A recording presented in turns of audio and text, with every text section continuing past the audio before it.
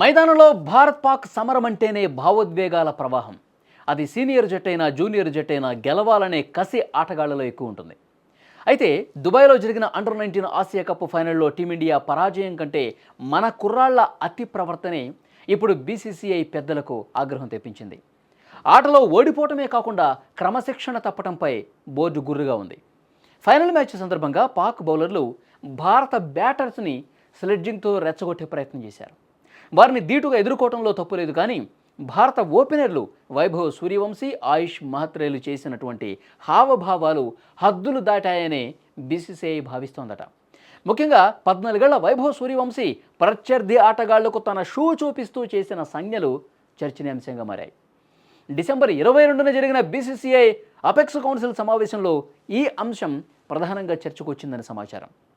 Junior స్థాయిలో ఉన్న ఆటగాళ్లు దూకుడు కంటే క్రీడా స్ఫూర్తిని ప్రదర్శించాలి. షూస్ చూపించడం వంటి చర్యలు భారత క్రికెట్ సంస్కృతికి విరుద్ధమని బోర్డు భావిస్తోంది.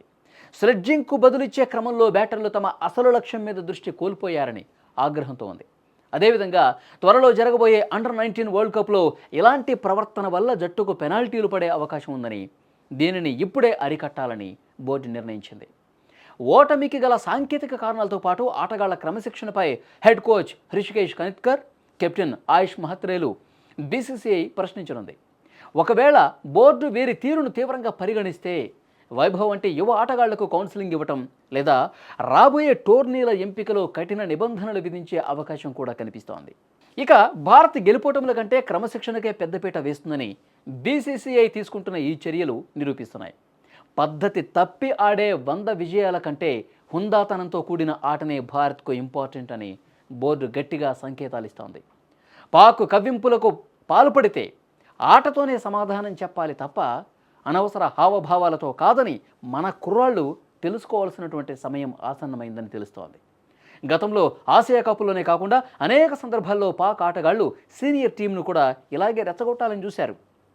కానీ మన ప్లేయర్లు వారి కవ్వింపులకు నోటితో కాకుండా బ్యాటుతో సమాధానం ఇచ్చి పాక్ నోళ్లు మూయించారు. మైదానంలో ఎదురుదాడి చేయటం అంటే అనవసర సంజ్ఞలు చేయటం కాదు, పరుగుల వర్షం కురిపించి ప్రత్యర్థిని మానసికంగా దెబ్బతీయటమేనని వారు నిరూపించారు. జూనియర్లు కూడా తమ సీనియర్ల నుంచి ఆ సంయమనాన్ని, ఆ పట్టుదలను నేర్చుకోవాల్సినటువంటి అవసరం ఉంది.